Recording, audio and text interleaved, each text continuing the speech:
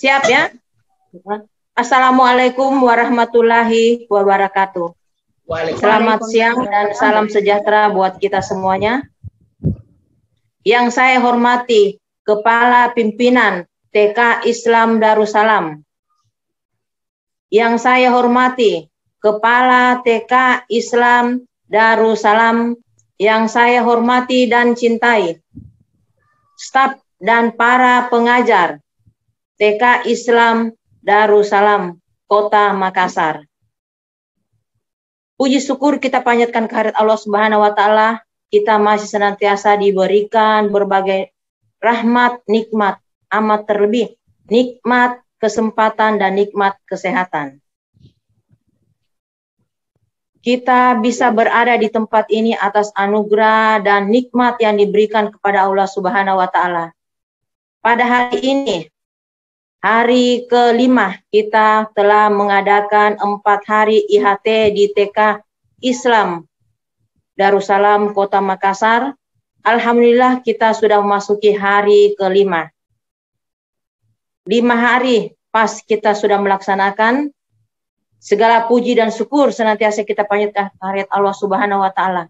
Ibu-ibu masih senantiasa diberikan kekuatan, kesehatan, amat terlebih keceriaan atau semangat yang luar biasa. Baiklah ibu-ibu, sebelum kita mengikuti hari kelima IHT di TK Islam Darussalam ini, insya Allah sebentar kita akan adakan beberapa pemaparan materi. Sebelum kita mulai, kita sebagai umat beragama, segala sesuatu kita serahkan kepada Allah Subhanahu wa taala. Sebelumnya itu kita awali dengan doa. Doa ini saya pimpin dengan mengikuti keyakinan saya. Ibu-ibu yang beragama dan keyakinan yang berbeda dengan saya mengikuti. Doa dimulai. Doa selesai.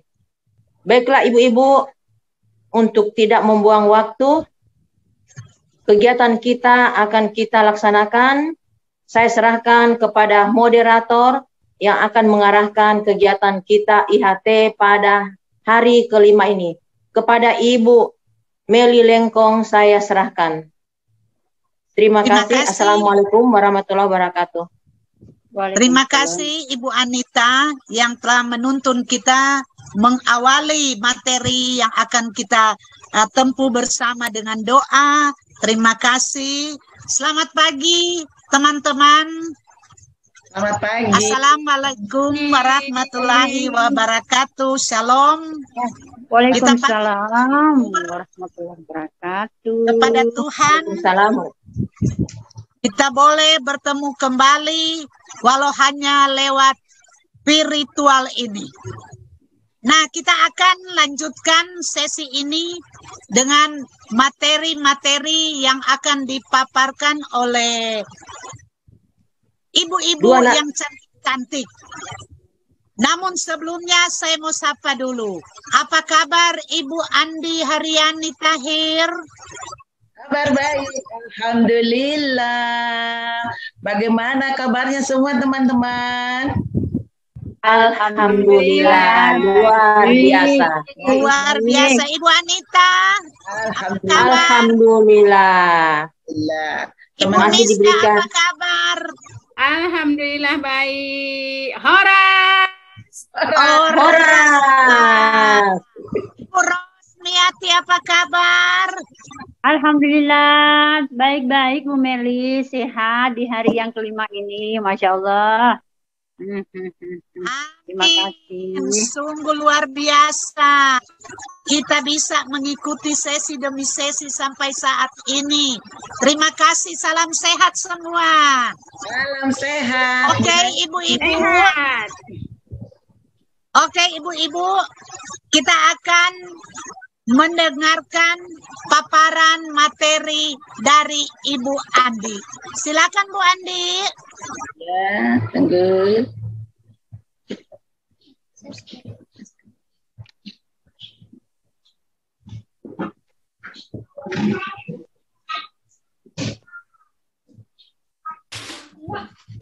Bentar ya.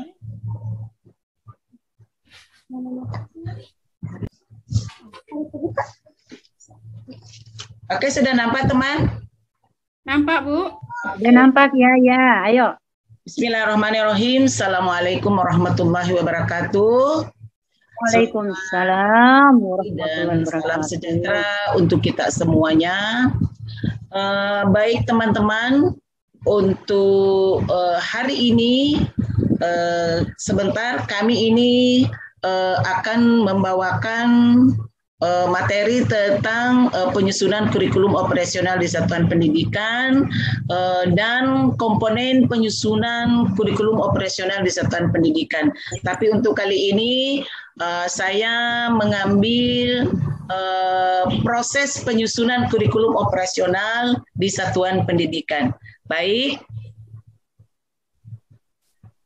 Kurikulum operasional di satuan pendidikan memuat seluruh rencana proses belajar yang diselenggarakan di satuan pendidikan sebagai pedoman seluruh penyelenggaraan pembelajaran.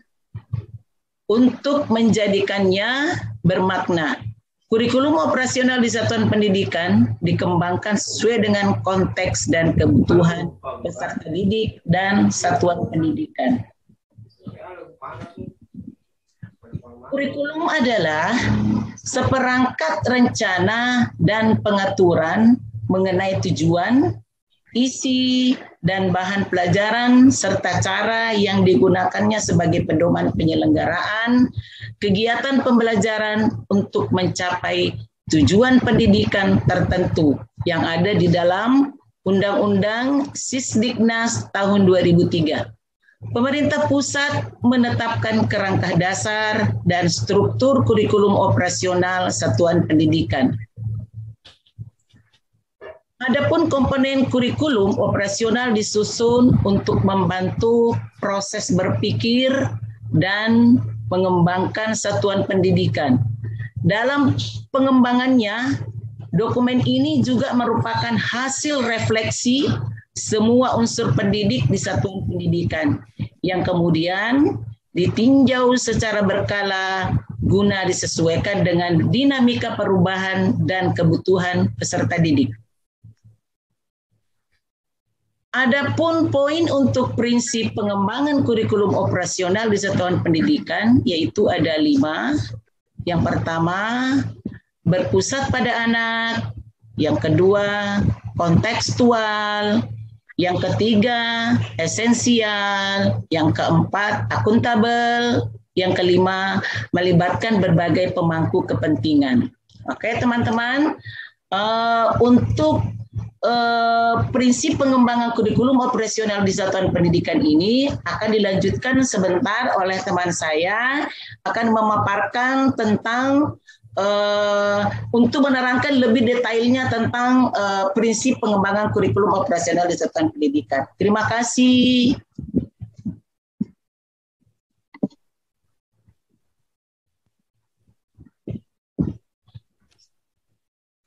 Stop ini.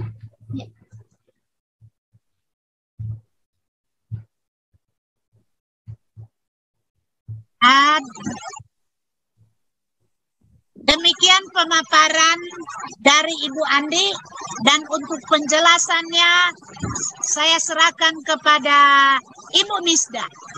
Silakan Bu Misda. Terima kasih Bu Meli, terima kasih teman-teman semua yang sudah memberikan kesempatan kepada saya untuk memaparkan hasil dari sebentar ya Ibu-ibu ya.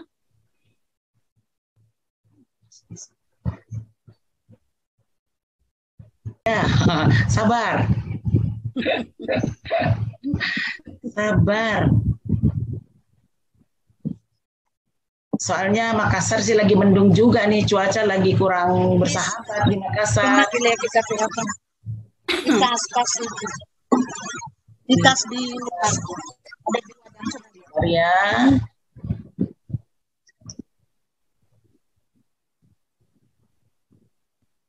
Aduh.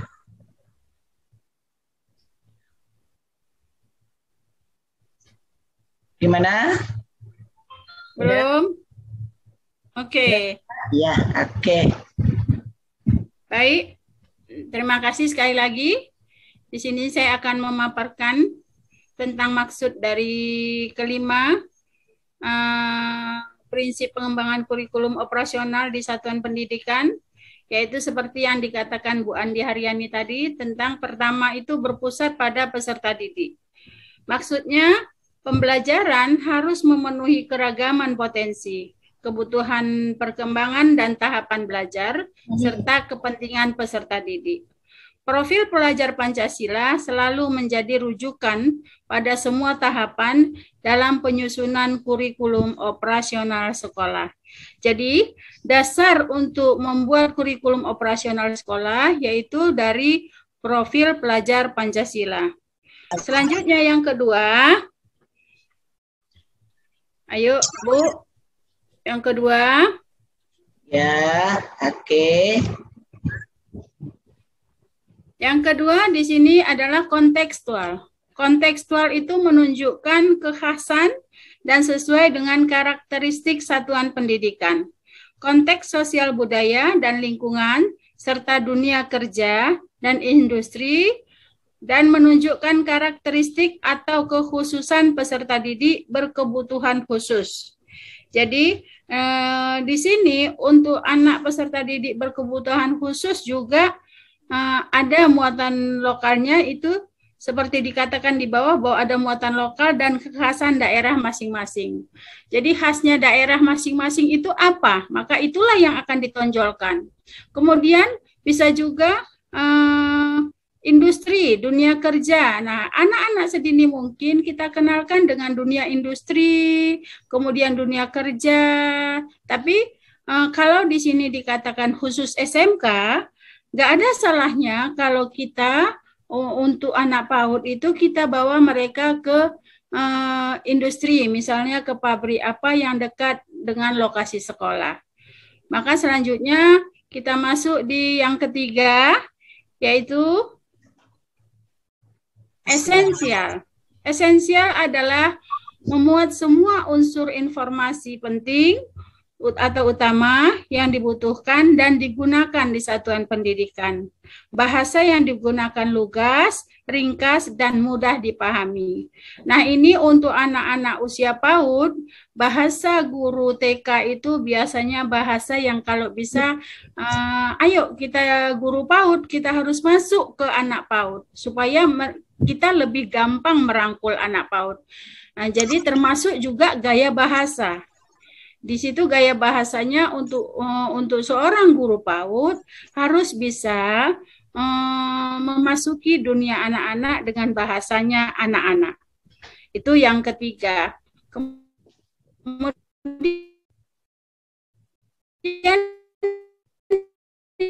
yang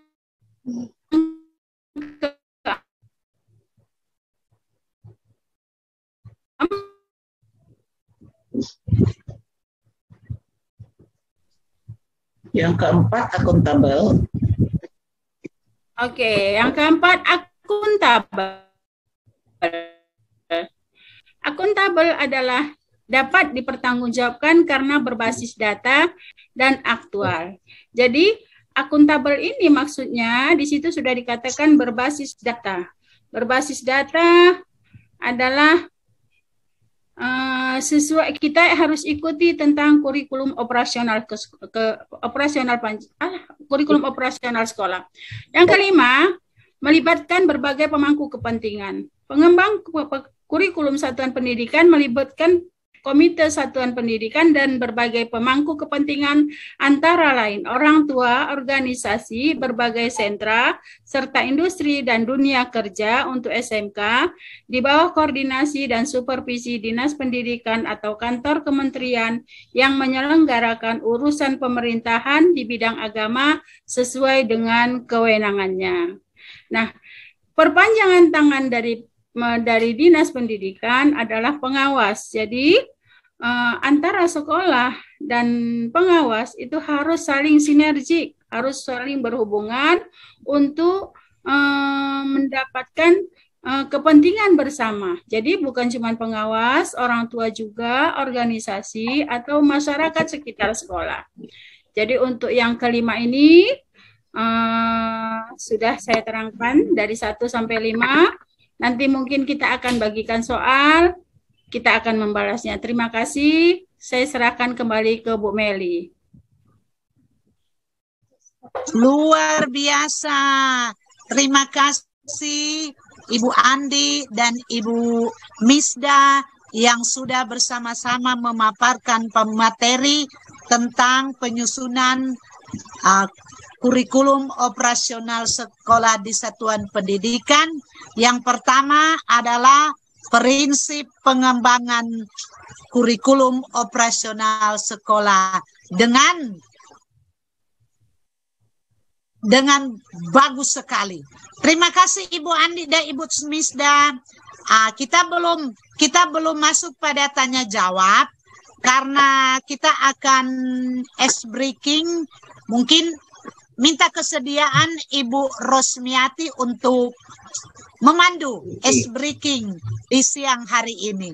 Ayo Ibu Rosmiati. Ayo Bros. Baik, terima kasih Bu Meli atas kesempatannya. Baik, pada hari ini kita akan ice breaking dengan judul Tepuk Diklat. Ya, Tepuk diklat. Jadi sebentar Ibu-ibu, kalau saya menyampaikan kalimat, Ibu hanya tepuk 3 kali. Ya, selesai saya sebutkan lagi menyebutkan lagi 1 kalimat, Ibu tepuk lagi. Kemudian nanti terakhir ada yes. Boleh Bu ya? Oke. Boleh Bu ya? Oke, siap Bu? Siap? Siap. Siap. Ya, Bu ya? Semangat. Oke, siap. Oke, semangat. Oke. Baik. Kita mulai. Tepuk diklat. 10 gimana? Tepuknya 3 kali aja, Bu. 3 kali aja, Bu. 2, 3, gitu aja, Bu. Ya? Oke? 1, 2, 3. Ya, gitu aja, Bu. Ya, oke. Ulang lagi, Bu ya. Setuju? Sekali lagi. Ya, oke. Tepuk diklat. Ya, oke. 10 hari. Gitu aja, Bu ya. 10 hari. Ya, 10 hari banyak ilmu kami dapat. Biar jadi pengawas hebat. Semangat. Ya, semangat. Yes. Alhamdulillah. Luar biasa Ibu Rosmiati. Terima kasih Ibu Rosmiati. Kita masuk pada materi selanjutnya yang akan dipapar langsung oleh Ibu Anita. Setelah Ibu Anita, Ibu Rosmiati, dipersilakan Ibu Anita. Terima kasih atas kesempatan diberikan kepada saya, kepada moderator. Terima kasih telah memberikan waktu. Dan pada kali ini saya pemateri yang kedua ya, bersama dengan Ibu, insya Allah bersama dengan Ibu Rosmiati Tahan. Terima kasih panitia telah mempercayakan kepada saya dan Ibu Rosmiati Tahan untuk membawakan satu materi. Kalau tadi mungkin sudah dijelaskan oleh Ibu Andriani dan Ibu Misda, yaitu proses penyusunan kurikulum operasional di satuan pendidikan. Kali ini, kesempatan ini saya dipercayakan oleh panitia untuk membawakan yaitu komponen kurikulum operasional di satuan pendidikan. Insya Allah sebentar saya berteman dengan Ibu Rosmiati Tahan. Baiklah ibu-ibu yang hadir pada hari ini di IHT ini,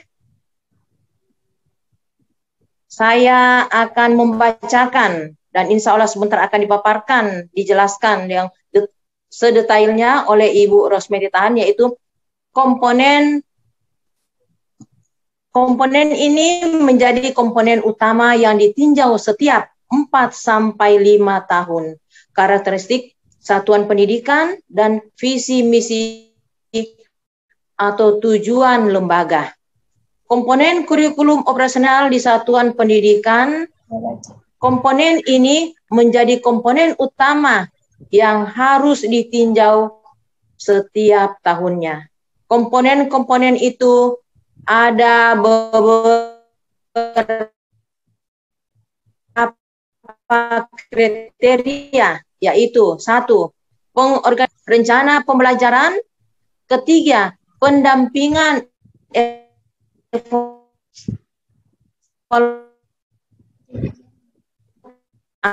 selanjutnya untuk kita mau mendengarkan dan mau memahami apa itu komponen penyusunan kurikulum operasional di satuan pendidikan. Selanjutnya saya serahkan kepada Ibu Rosmiati Tahan untuk memaparkan atau menjelaskan apa itu komponen penyusunan kurikulum operasional di satuan pendidikan. Kepada Ibu Rosmiati saya persilakan sebagai partner. Assalamualaikum warahmatullahi wabarakatuh. Waalaikumsalam warahmatullahi wabarakatuh. Baik, terima kasih Bu Anita, terima kasih Bu Meli sebagai moderator untuk yang kedua kalinya. Baik, terima kasih. Saya akan menjelaskan tentang pengertian atau apa sih sebenarnya yang dimaksud dengan pengorganisasian pembelajaran. Jadi yaitu cara sekolah mengatur muatan kurikulum dalam satu rentan waktu dan beban belajar, cara sekolah mengelola pembelajarannya untuk mendukung pencapaian dan profil pelajar Pancasila, misalkan mingguan, sistem blok, atau cara pengorganisasian lainnya. Kemudian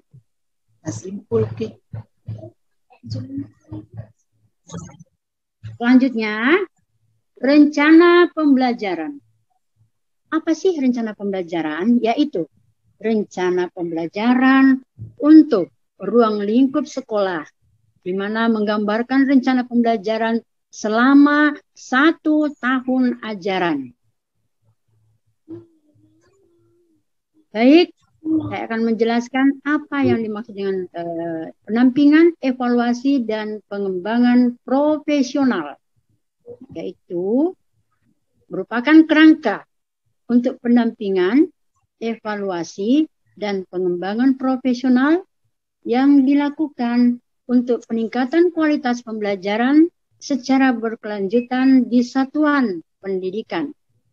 Pelaksanaan ini dilakukan oleh para pemimpin satuan pendidikan secara internal dan bertahap sesuai dengan kemampuan satuan pendidikan. Mungkin sebagai lampiran, yang pertama adalah contoh-contoh rencana pembelajaran ruang lingkup kelas. Dan yang kedua, contoh penguatan profil pelajar Pancasila. Itulah tadi penjelasan dari saya dari 4 poin. Untuk selanjutnya saya akan kembalikan kepada Ibu Anita. Silakan Bu Anita. Terima kasih Ibu Ros telah memaparkan atau menjelaskan poin demi poin dari komponen kurikulum operasional di satuan pendidikan yang merupakan komponen utama yang harus ditinjau setiap tahunnya. Terima kasih ibu-ibu yang telah mengikuti kegiatan IHT kita pada pagi hari ini. Insya Allah apa yang kami sebagai pemateri memaparkan kepada ibu-ibu itu akan mendapatkan nilai tambah buat ibu-ibu yang berada di sekolah penggerak di TK Islam Darussalam ini.